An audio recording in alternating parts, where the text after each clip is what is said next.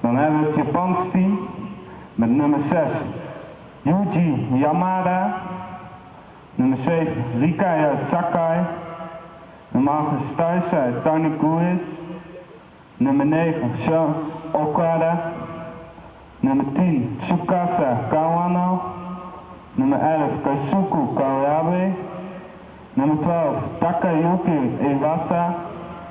En daar zijn de wissels nummer 2 Tatsuya Ihara, nummer 3 Yasuhiro Yamaguchi, nummer 4 Koji Watarai en nummer 5 Naoki Usagi.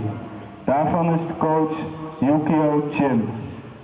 Volgens nu de volkslieder houden, waarna 1 minuut stilte wordt gehouden voor het Japanse die onlangs overleden is.